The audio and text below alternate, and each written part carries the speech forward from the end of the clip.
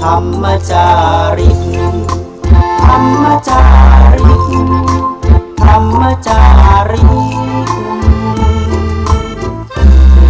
กลางป่าหรือว่ายอดดอยท่านไม่เคยคอยเฝ้าคอยชี้นำให้ใช้ธรรมะขององค์พระพุทธธรรมให้ใจสุขล้ำน้อมนำทำกรรมดีธรรมจาริกธรรมจาริกธรรมจาริกเร่งพัฒนาการอยู่การกินให้มีชีวิตสุขสันต์เปรมปรีพบแสงสว่างส่องทางสร้างความดีให้มีความสุขความทุกข์หายไปธรรมจาริกธรรมจาริกธรรมจาริก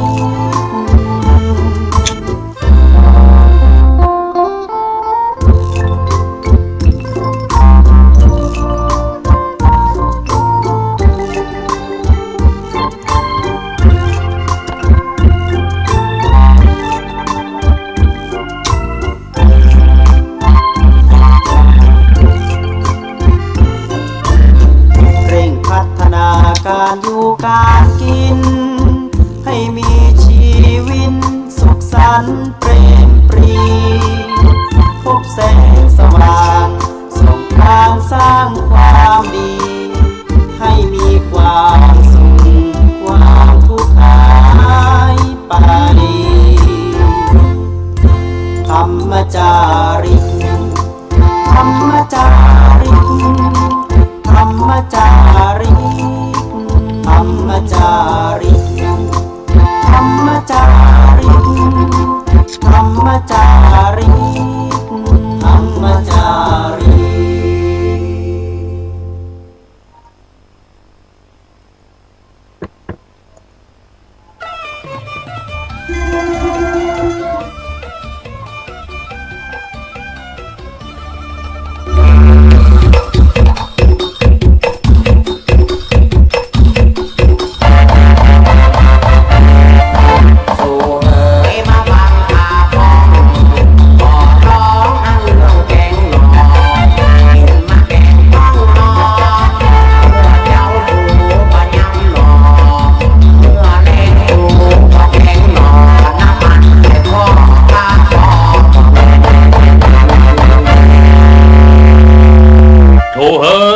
ข้าก็ย่างเหี่ยกำเตออันแกงนอเนี่ยน้ำมันไขข้อข้าพอจะบ่ไม่แล้วโอ้จอม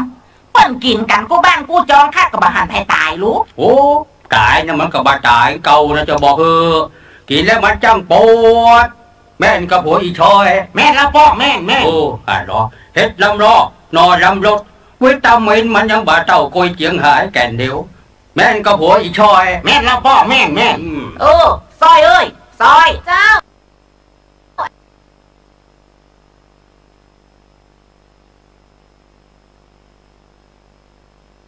มึงกินแกงนอมาได้อีเฮ้ยมันแบบมีแห้งไปเอาปีมาแกงผัวมึงกระป๋อมึงกินกำละลูกโอ้เดี๋ยวอีชอยกำเดียวก่อน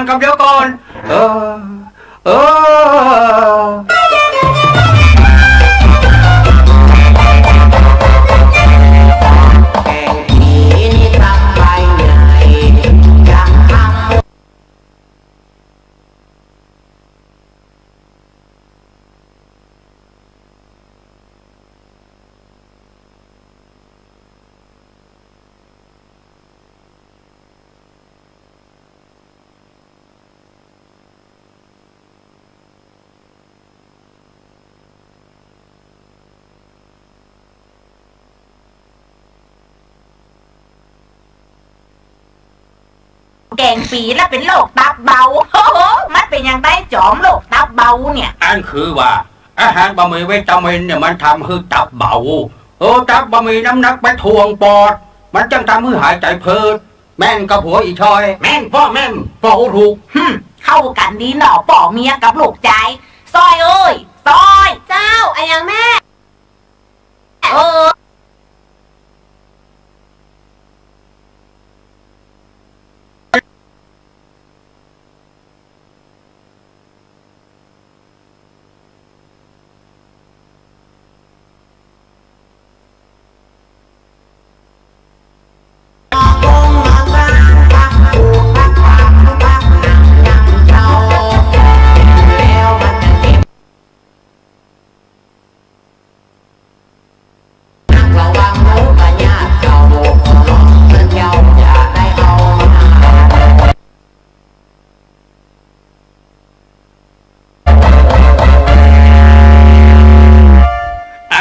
งนี่นะจริงๆกินมันก็ดำถ้ากินแล้วมันยังเจ็บหัวเขาแม่นก็หัวอีจอยแม่นอีป่ออู้ถูกนอกก็กินมาได้แกงปีก็กินมาได้พักบังก็กินมาได้อันนี้กินได้ก็จอมมวยรู้ได้มวยทำไมมวยมาโอ้ไผ่ตัวมันแล้วจะล่นไปไหนการงานก็มาทำอุ้มไก่วันค่ำปิกมาก่อนผัวสุดตีฮักลูกเคยตีแสนดี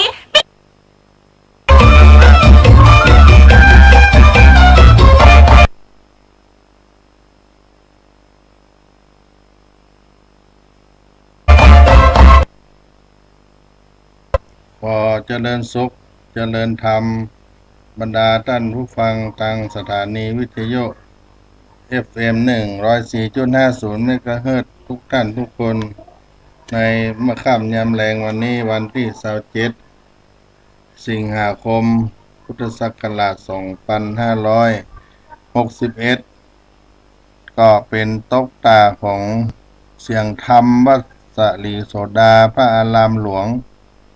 ซึ่งอาตมาภาพพระครูปัญญาสังฆการได้เป็นผู้ดำเนินรายการในเสียงธรรมวัดศรีโสดาในวันนี้ก็เป็น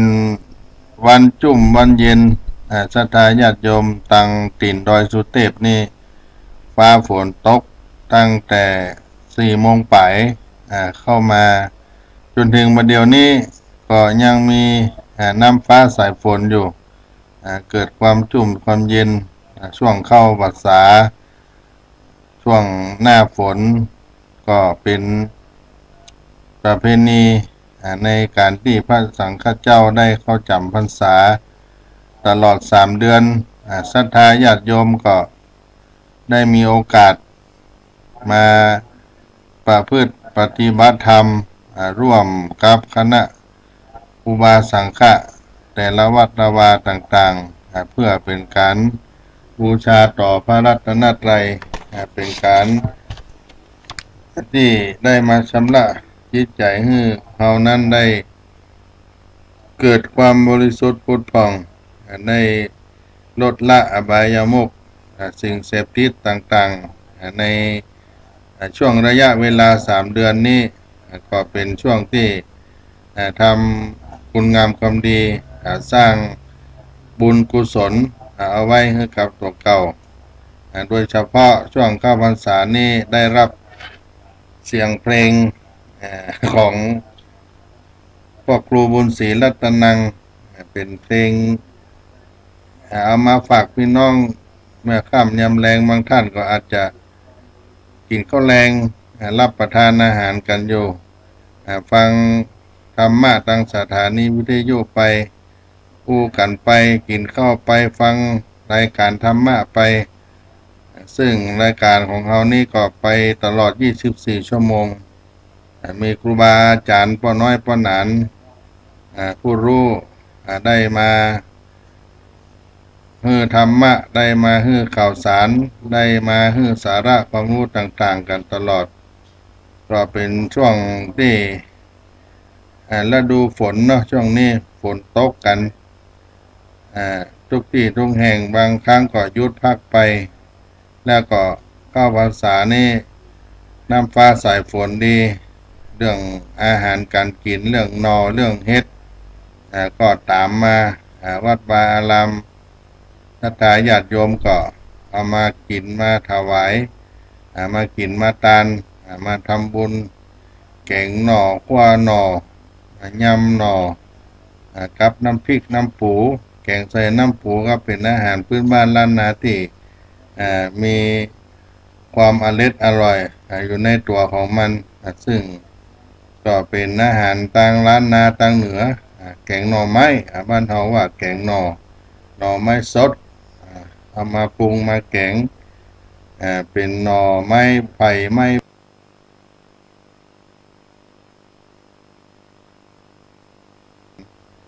ก็เป็นอาหารช่วงดูฝนเข้าพรรษานี่มากมายบางวัดบางว่าก็จนพอ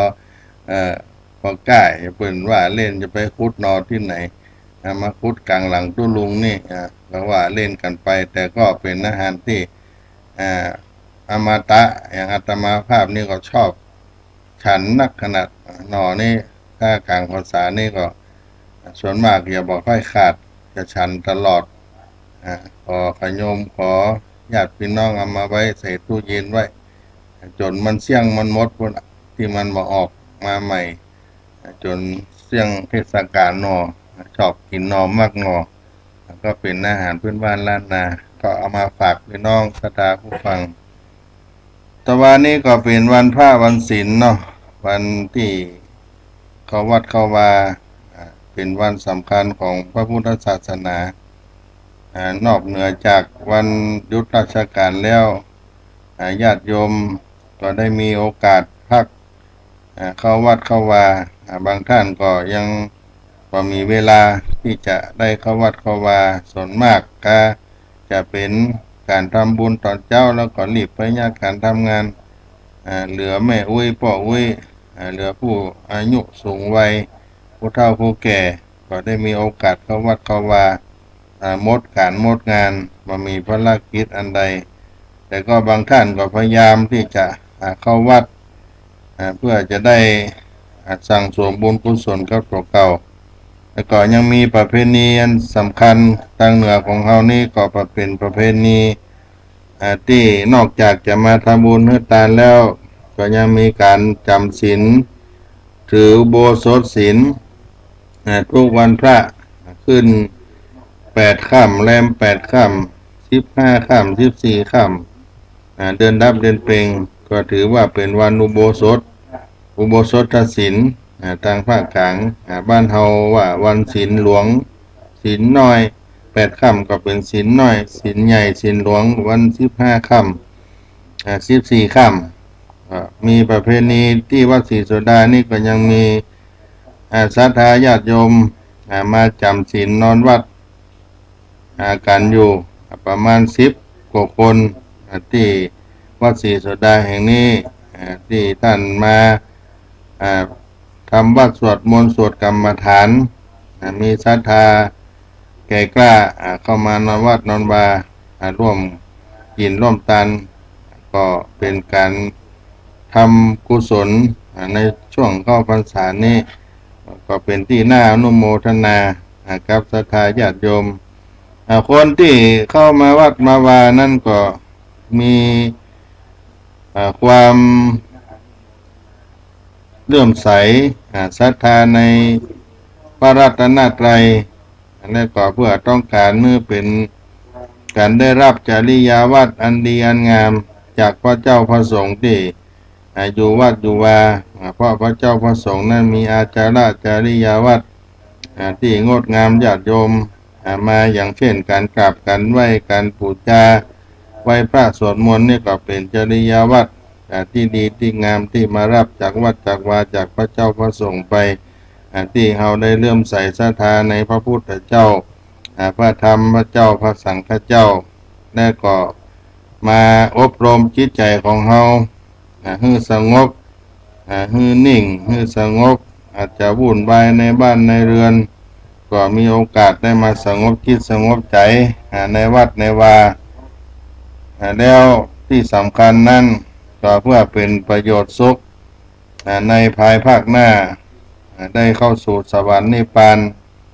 ที่สำคัญแห่งประการหนึ่งก็เป็นการก้ำจูเป็นการก้ำกันจุนพระพุทธศาสนาให้เจริญรุ่งเรืองถ้าหากขาดพุทธบริษัททั้งสี่นี้พระศาสนาวัดวาอารามบ่มีพระเจ้าพระสงฆ์สามเณรก็คงจะสุดซ้อยล่าบ่มีไผดูแลปกคอยเพราะฉะนั้นก็เป็นสิ่งที่สำคัญที่เราได้ร่วมด้วยช่วยกันวัดวาอารามนั้นได้เจริญงอกงามไพบูลย์ยิ่งขึ้นในการมาวัดมาวาแห่งประการหนึ่งก็เป็นการที่ได้มีโอกาสได้มาอาบน้ำฟังธรรมในช่วงฤดูการเข้าพรรษาที่เราเข้าใจกันเป็นวัน ช่วงที่เข้าวัดษาเป็นช่วงฤดูฝนเนี่ย3 เดือนนี่ได้มาฟังธรรมศรัทธาญาติโยมก็เข้าวัดเข้าวาเป็นการกล่อมเกลาจิตใจให้มดใสผ่องแผ้วรู้ดีรู้ชอบปลูกสร้างจิตใจให้เกิดฮิริโอตตัปปะความละอายความเกรงกลัวต่อบาปทั้งหลายทั้งมดทั้งมวลก็เป็นการที่ให้เฮานั้นได้มาทำจิตใจให้บริสุทธิ์ผุดผ่องและการฟังเทศน์ฟังธรรมพระสงฆ์ก็จะได้มีโอกาสชี้แนะบอกกล่าวได้สั่งได้สอนตามรับธรรมคำสอนในทางพระพุทธศาสนาบางวัดก็มีการเทศน์ทำข้าวทำโบราณเป็นระบำทำนองแบบพื้นบ้านเมืองเหนือแล้วก็มีการเทศน์บรรยายอย่างวัดศรีโสดาพระอารามหลวงนี่พระเดชพระคุณหลวงพ่อก็ให้รักษาประเพณีนี้เอาไว้บ่ให้สูญหายก็มีการเทศน์ธรรมบรรยาย1 กันแล้วก็เป็นทำข้าวทำเมืองเหนือปีนี้มีทำเรื่องนันตเสนกุมารเกศนางาจ้างเอามาเทศน์ให้กับญาติโยมที่ได้มานอนวัดจำศีลได้มาฟังเทศน์ฟังธรรมได้สดับรับฟังได้มาฟังเทศน์ก็เป็นช่วงที่พระเจ้าพระสงฆ์ได้พักได้หยุดในวันพระก็ได้มาลงฟังเทศน์กันทั่ววัดทั่ววาตามพระเดชพระคุณหลวงพ่อได้อาราธนาให้ลงมาฟังเทศน์ฟังธรรมที่วัดวาอารามแต่ละที่ก็คงจะได้ประพฤติปฏิบัติกันบางท่านก็เป็นเจ้าภาพกันทำเอาก๋วยเอาสังมาร่วม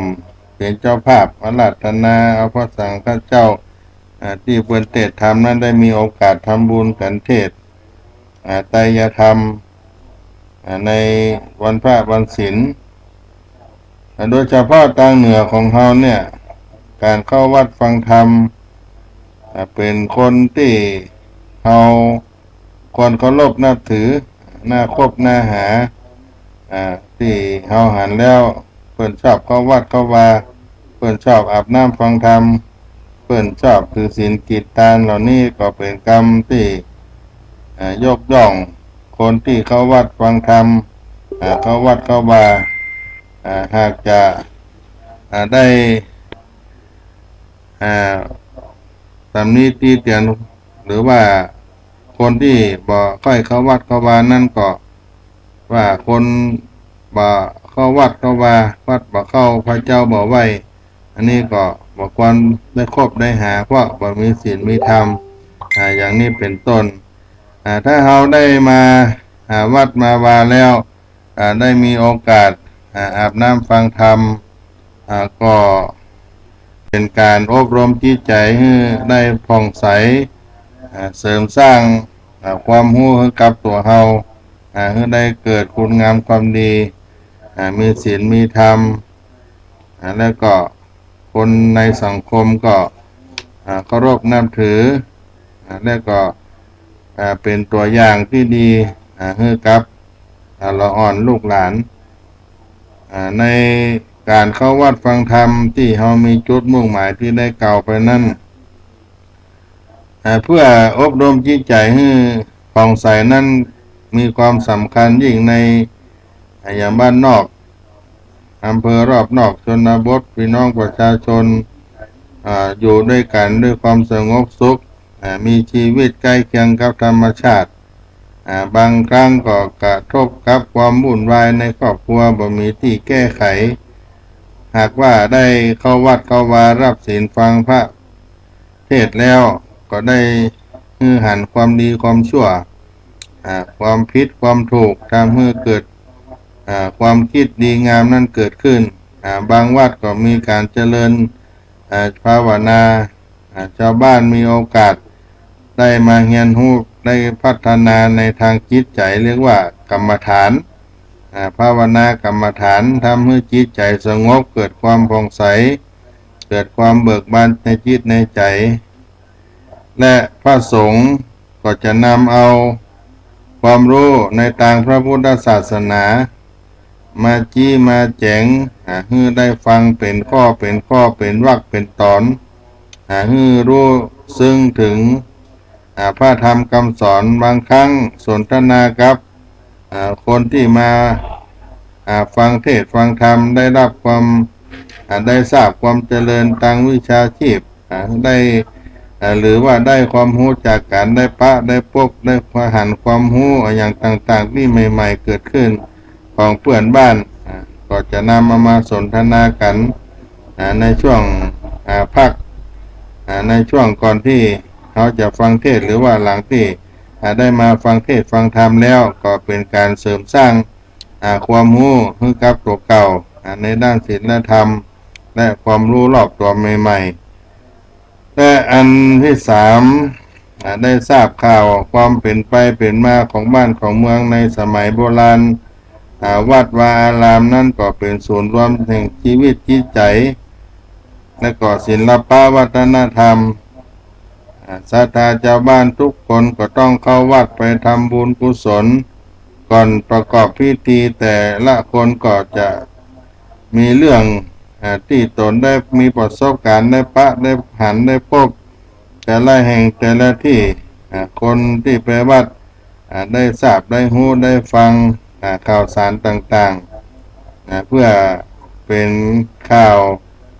ที่ทำให้เรานั้นได้ทันเหตุการณ์และก็ได้รับปรับตัวเข้ากับสถานการณ์บ้านเมืองอันที่สี่นั่นก็ให้สังคมได้ยอมรับตัวเก่าในการที่เข้าวัดฟังธรรมที่เรามีจุดมุ่งหมายข้อนี้ก็มีความสำคัญนักญาติโยมทั้งหลายในสุภาษิตโบราณเพิ่นว่าเข้าเมืองตาเหลียวฮือเหลียวตาตามก็หมายถึงการทำตนเข้าได้กับเพื่อนฝูงที่อยู่ในละแวกบ้านเดียวกันในสังฆะวัตถุธรรมได้กล่าวถึงการจะทำให้ผู้คนที่ฮักที่ชอบมีสังฆะวัตถุได้แก่ได้ฮือทานได้ปันได้แบ่งเข้าของเผื่อแผ่แก่เพื่อนบ้านปิยวาจากรรมอู้กรรมจาอันอ่อนอันนวลเป็นที่น่าฮักน่าจมอัตถจริยาทำตนให้เป็นประโยชน์จนสังคมยอมรับให้เป็นคนสำคัญของสังคมนั้นก็คือทำเหมือนคนอื่นๆการไปวัดของเจ้าบ้านด้านหน้าของเขานั้นถือเป็นเรื่องสำคัญนักบางหมู่บ้านเคร่งครัดมีระเบียบได้วางไว้หากไปขาดการไปวัดไปวาก็จะถูกตำหนิตีเตียนบางที่ก็มีการปรับกันก็มี การไปวัดไปวาของแต่ละคนนั้นก็อยู่กับเงื่อนไขของสังคมว่าจะมีระเบียบปฏิบัติกันจะได้คนที่ไปวัดจะก็ได้ถูกที่ฉินนินทาว่าวัดบอกเข้าพระเจ้าบอกไว้เขาจะเป็นคนที่สังคมที่เพื่อนจะบอกค่อยยอมรับเหมือนกับคนอื่นที่เพื่อนเข้าวัดเข้าว่าจะอยู่สังคมด้วยกันนั่นบอกค่อยสบายใจนักต่อใดการไปวัดก็จึงถือเป็นเรื่องการรับรองการปฏิบัติตนในสังคมไปด้วยและแถมข้อหนึ่งเพื่อความสามัคคีในหมู่คณะข้อนี้ก็มีความสำคัญกันนักในทางพระพุทธศาสนาได้กล่าวถึงทิฏฐิสัมโภคาการได้หันและได้คบหาเป็นเรื่องดีคนที่ได้กินได้นอนได้ทำงานหรือศรัทธาทำบุญวัดเดียวกันจะมีความฮักสมัครสมานสามัคคีกันโดยวิสัยของคนไทยก็มีความฮักพักพวกพ้องเพื่อนฝูงดังที่มีคำพังเพยเปิ้นกล่าวว่ารวมกันอยู่รวมกันเราอยู่แยกหมู่เฮาตายดังนั้นก็การที่เฮามาวัดมาวานั่นได้มาอาบน้ำฟังธรรมก็นับว่า ไปเพื่อเกิดความฮักความสามัคคีในหมู่คณะและก็ เพื่ออนุรักษ์มรดก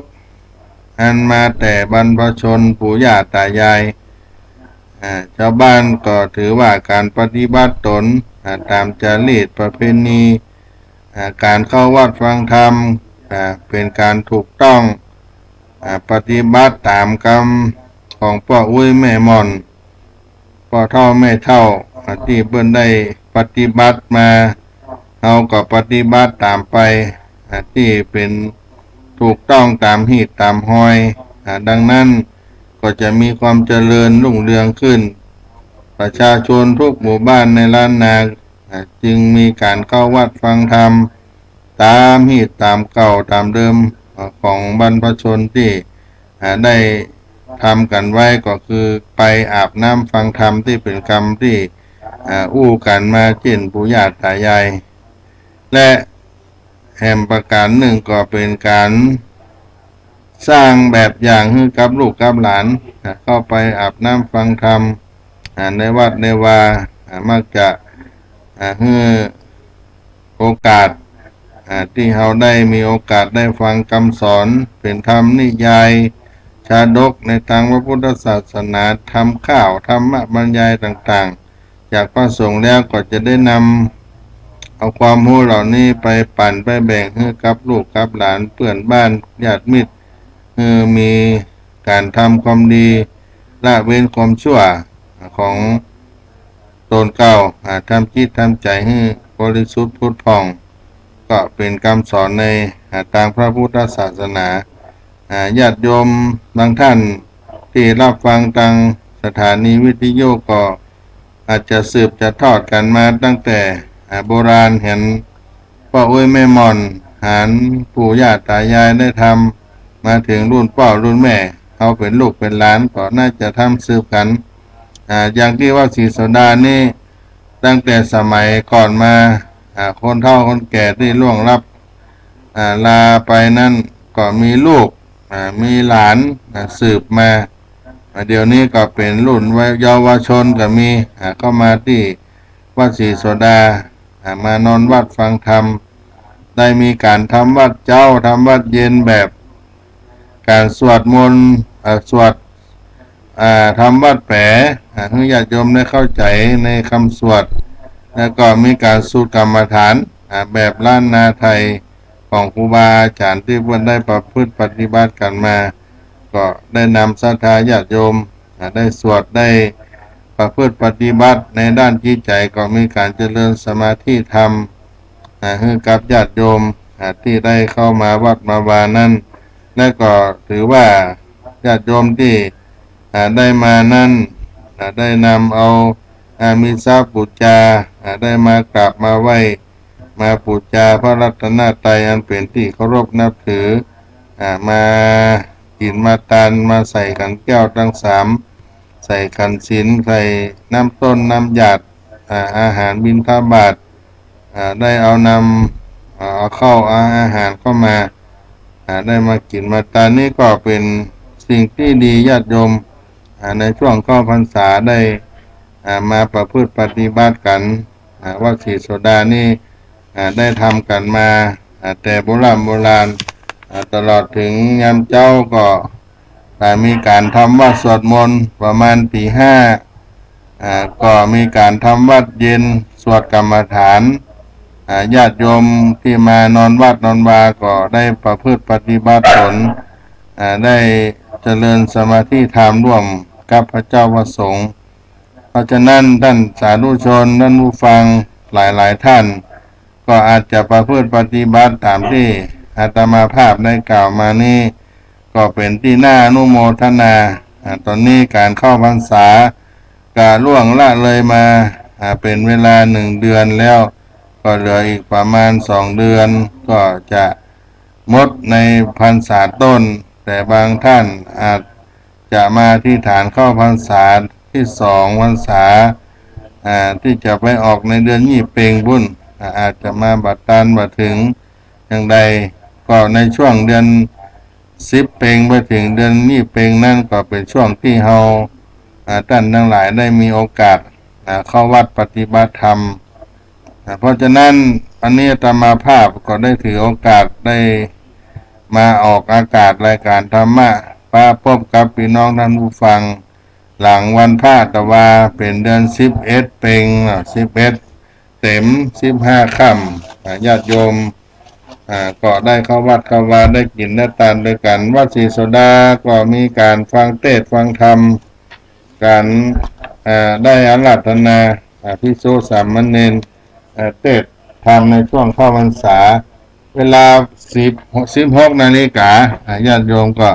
จะมีการฟังเทศน์ท่านใดจะมีโอกาสมาร่วมฟังธรรมเป็นเจ้าภาพการเทศน์กับพระภิกษุสามเณรในธรรมบรรยายปฏิพันธ์และเทศน์ธรรมข้าวธรรมเมืองปีนี้เรื่องนันทเสนกุมารนางเกศนางาจังก็ได้เอามาเทศน์ให้ผู้ฟังได้รับฟังก็ได้มีการถ่ายทอดสดทางอินเทอร์เน็ต Facebook บางท่านถ้าติดตามทางวัดศรีโสดาก็อาจจะได้รับฟังที่พระภิกษุสามเณรได้เทศน์ธรรมช่วงบ่ายแล้วก็มีการทำวัดสวดมนต์ถวายเป็นพระราชกุศลให้กับในหลวงรัชกาลที่10สมเด็จพระนางเจ้าสิริกิติ์พระบรมราชินีนาถในหลวงรัชกาลที่9ตลอดถึงครูบาอาจารย์ก็ได้ถือโอกาสนั้นได้ทำวัดสวดมนต์นี่ก็เป็นกิจวัตรในการทำบุญกินทานก็ขออนุโมทนากับท่านผู้ฟังในวันนี้ด้วยตอนนี้เวลาของรายการก็ใกล้จะหมดเวลามาอาตมาภาพก็คงจะ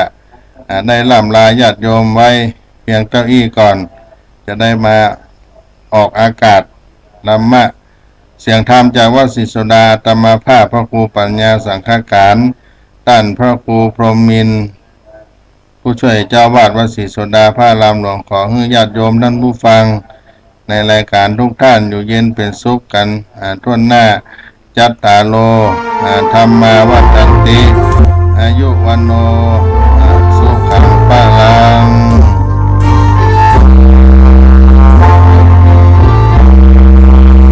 ดินแดงทิศตรงธุรกันดารมีนาเรียกขานของสิทธิพระผู้ออกแผ่เผยแผ่ธรรมะแก่ผู้รับชมมีใครมองหลงทุกข์ด้วยทาง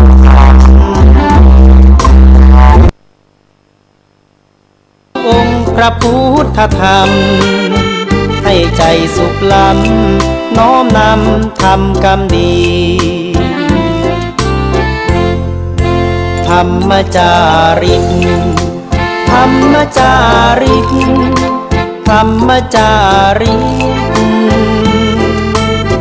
เร่งพัฒนาการอยู่การกินให้มีชีวิตสุขสันต์เปรมปรีพบแสงสว่างส่องทางสร้างความดีให้มีความสุขความทุกข์หายไป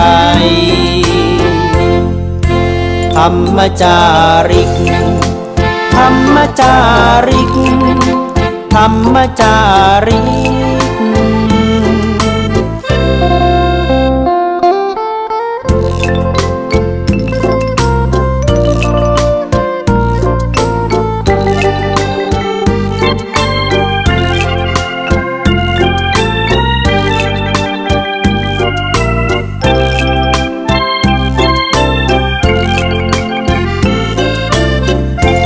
พัฒนาการอยู่การกินให้มีชีวิตสุขสันต์เปรมปรีพบแสงสว่าง